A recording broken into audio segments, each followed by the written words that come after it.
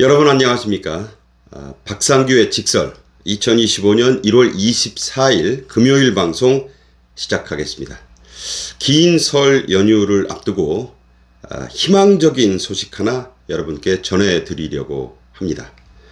그냥 희망만 하는 게 아니라요, 제가 여러 분석들을 해보고 내린 나름의 확실한 결론이라는 말씀을 드립니다. 역시 결론부터 좀 말씀드리면요, 윤석열 대통령의 헌재 심판에서 기각 판결이 최소 3명, 제 생각으로는 4명도 충분히 가능할 것 같다, 이런 얘기입니다. 그 예고편이 23일 나왔습니다. 바로 이진숙 방송통신위원장의 기각 판결이 4대4로 이루어졌기 때문인데요. 야당, 특히 민주당과 이재명 씨 측은 그 사건과 윤 대통령의 이 내란 관련 사건이 어떻게 같으냐, 결코 비교 대상이 아니다 라고 주장하면서 아주 강력히 반발을 쏟아내고 있어요. 그런데 물론 그게 더 일리가 있지 않을까? 이렇게 생각하는 분들이 있다고 저는 생각을 합니다. 이 방송을 혹시 보시는 분들 중에도. 하지만 역시 제가 결론부터 말씀드리면 아닙니다. 매우 유사합니다. 그 이유를 지금부터 제가 하나하나 말씀드리고자 하는데요. 우선 여러 번 말씀드렸지만 헌법재판소는 대법원이나 이런 각급 법원과는 성격이 아주 판이한 정치적인 사법기관입니다. 정치적으로 모든 걸 결론을 낸다, 그런 뜻은 아니고요.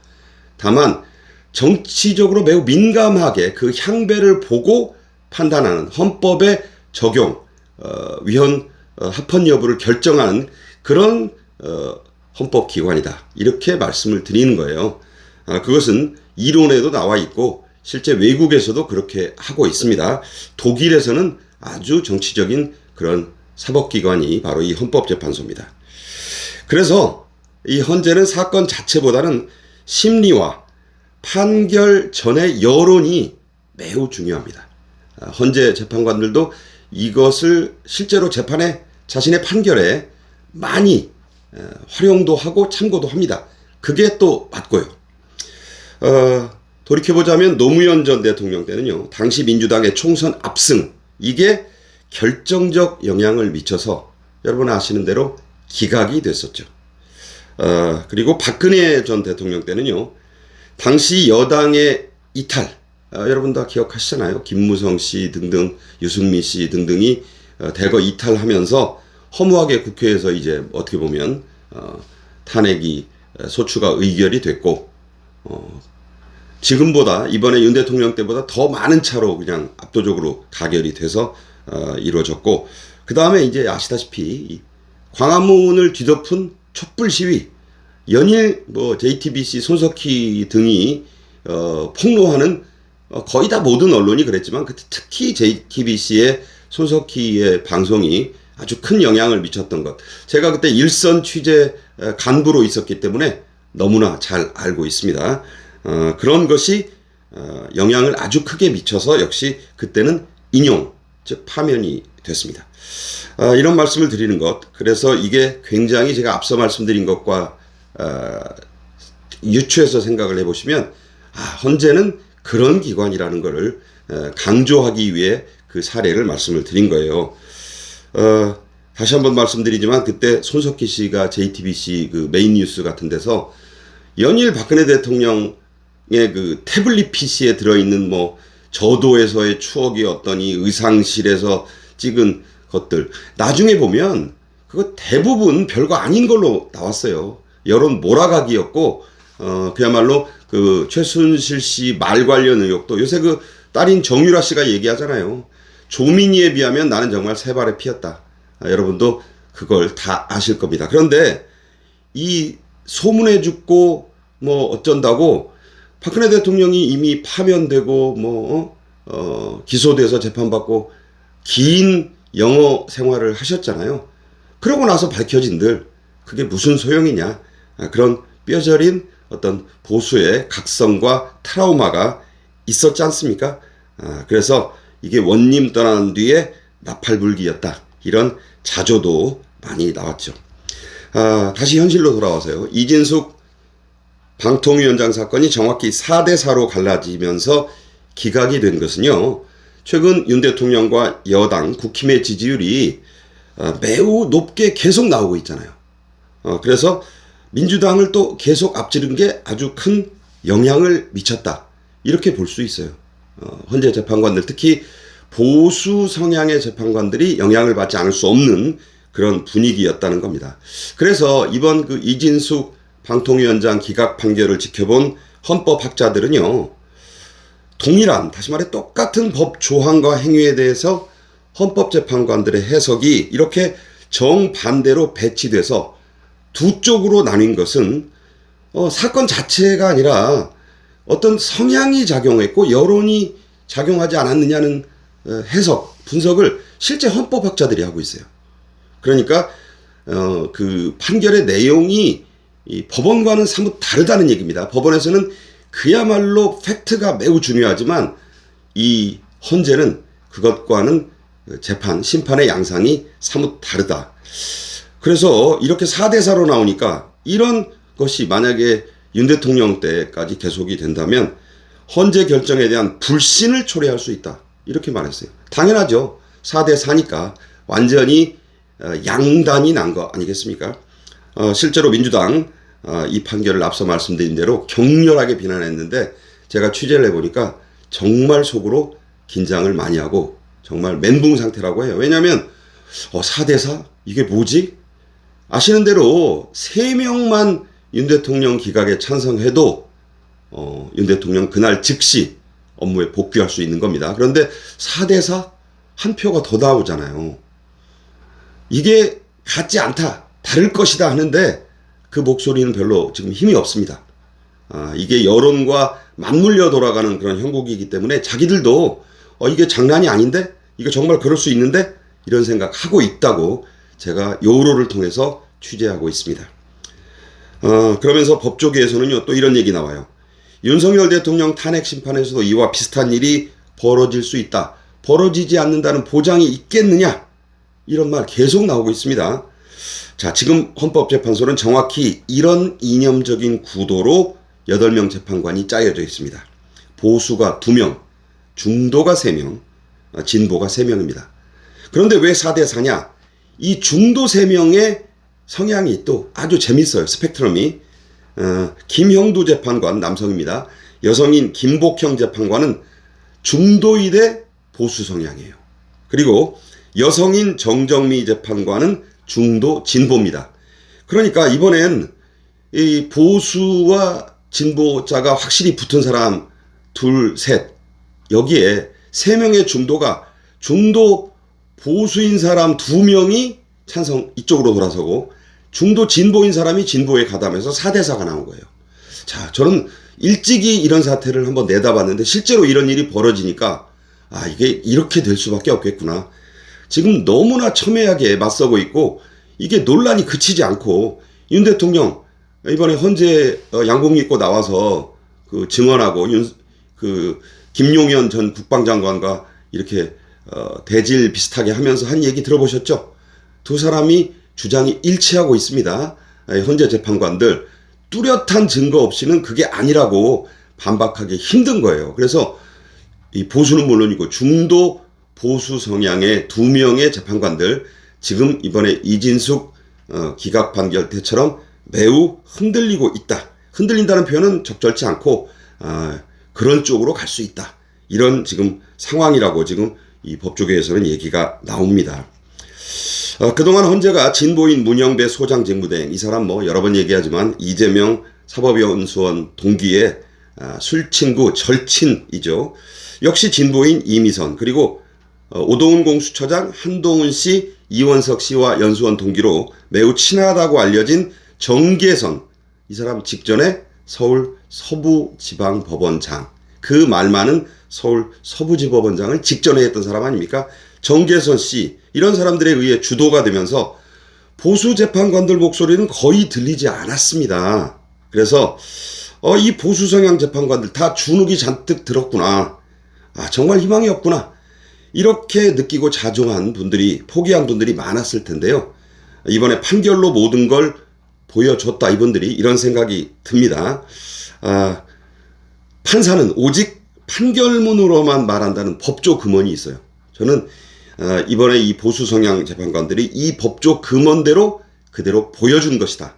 평소에는 조용히 있다가 뭐 말 많은 그 진보 성향 재판관들이 소장대행이 하는 대로 그냥 동의하는 것처럼 보였는데 마지막에 판결, 이게 중요하잖아요. 각자의 의견을 첨부해서 발표합니다. 기각, 인용, 아주 뭐 냉엄하게 나오죠. 아주 살떨리는 그런 것들인데, 자, 그런 겁니다. 그리고 24일자 조선일보에 아주 의미 있는 여론조사가 나왔어요. 그런데 좀 전부터 이와 비슷한 여론조사는 계속 나왔습니다. 그러니까 이번 24일자 조선일보 보도가 특별한 것이 결코 아니다. 이런 말씀 드리면서, 자, 세 가지 핵심만 말씀드립니다. 정권 재창출이 45%, 정권 교체, 즉 민주당이나 이재명 씨의 집권을 내다본 것은 44%로 나왔어요. 물론 오차 범위 안에 아주 근소한 차입니다. 그런데 의미는요, 이게 역전된 데 있어요. 지금까지는 특히 12.3 비상계엄 이후 1월 초까지는 어림없었어요. 그냥 압도적으로 정권 교체가 높았죠. 그게 드디어 역전, 추세적이나마 역전을 했다. 이게 가장 중요한 것 중에 하나고, 또 중요한 거, 정당 지지율 격차 더 벌어졌습니다. 수치로는 국민의힘 41, 민주당 33. 오차범위 밖이에요. 이거는 뭐 오차범위 아닌데 왜 우세라고 발표해, 이렇게 좌파들이 공격하거든요. 그러니까 추세적인 거라는 말씀을 드렸는데 오차범위 바뀌니까 완전히 제쳤다라고 말해도 반박할 수가 없는 겁니다. 41대 33, 완전히 뒤집었다. 이게 두 번째 포인트입니다. 그리고 이에 대해서 민주당 정말로 계속 멘붕 얘기를 하는데 속으로 지금 완전히 무너지고 있다는 얘기가 들려오고 있어요. 더 중요한 것, 진짜 중요한 것, 윤 대통령 탄핵의 인용, 즉 파면이 54%, 이게 좀 높긴 하죠. 기각이 중요한데, 즉 윤 대통령의 즉각 복귀가 42%였습니다. 좀 아쉽다 이런 분들이 있을 텐데 그렇지 않아요. 이게 이번 여론조사의 그야말로 핵심이고 하이라이트다. 저는 이렇게 지금 말씀드리고 싶습니다. 이게 지난 1월 초에는요, 차이가 조선일보에서 했을 때 33%나 차이가 났어요. 그러니까 뭐 탄핵 인용이 압도적, 아무런 희망이 없었던 그런 결과가 나왔었습니다. 이번 조사 결과를 단순히 수학적으로 제가 계산해서 말씀드릴게요. 탄핵 기각 42%를요. 지금 헌재 재판관 8명으로 나눠 계산하니까 정확히 3.36명이 나옵니다. 사람을 쪼갤 수 없죠. 그러니까 3명에서 4명 사이란 얘기가 됩니다. 그러니까 3명은 충분하고 4명도 가능하다는 거예요. 다시 한번 말씀드립니다. 헌재 재판관 3명이 기각 판결하면 윤 대통령은 그 즉시 대통령 업무에 복귀합니다. 이 3.36이라는 여론조사 수치는 탄핵 기각 여론이 마지노선을 넘어섰다. 이런 뜻입니다. 더 쉽게 말해 최소 3명에서 4명까지 윤 대통령 탄핵을 기각해야 한다고 답했다는 게 이번 조선일보 여론조사의 핵심이라는 겁니다. 이걸 이진숙 방통위원장의 4대4와 비교해보면 소름 끼치도록 들어맞고 있어요. 그러니까 단순히 주장하는 게 아니란 말씀입니다. 이진숙 위원장 판결은 이 여론조사가 보도되기 앞서 이루어진 거예요. 따라서 근래 이 거의 모든 여론조사, 이를테면 김어준의 꽃, 뭐 이건 뭐 여론조사 기관이라고 할 수도 없는 건데 그래도 뭐 존중한다면 이런 거 한두 곳을 빼놓고는 모두 다 비슷하게 여당의 우위, 야당인 민주당의 하락, 3명 이상의 탄핵 기각 여론을 줄기차게 전해주고 있다는 그런 사실입니다. 한 가지 더 중요한 여론조사 결과가 또 있네요. 바로 윤 대통령이 계엄 선포의 이유로 들었던 부정선거 의혹에 공감한다는 여론이 43%였습니다. 이게 탄핵 반대 여론 42%와 거의 비슷하게 나왔죠. 지난 총선이 부정선거였다. 그러니 윤 대통령의 계엄 선포에 공감한다는 여론이 아주 중요한데 이 비슷한 43이나 42이나 도끼는 객기는 아니겠습니까? 이 조사는 현재의 보수 성향 재판관들에게 지대한 영향을 미칠 수밖에 없습니다.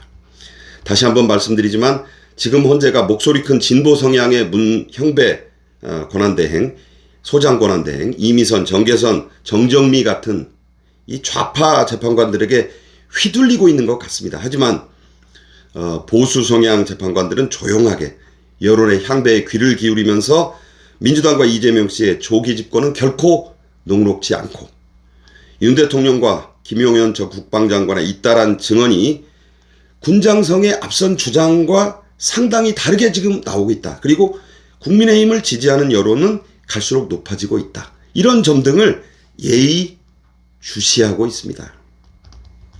저는 이번 이진숙 방통위원장의 기각 판결이 윤 대통령 판결의 예고편이라는 생각을 굳게 하고 있습니다. 앞으로 여당이 큰 실수만 하지 않고요. 겸허하게 현재 상황을 잘 유지하고 또 끌어올린다면 지금 아주 조급해질 대로 조급해진 이재명과 민주당은 또 실수하게 되고 오버를 남발하게 될 것이라고 봅니다. 지금은 좀 자숙하는 모습인데 저거 오래 못 가요. 이재명 씨 제가 오래 봐왔지만 대권이 지금 눈앞에서 날아가게 생겨서 분명히 골프로 말하면 오비 내게 돼 있습니다.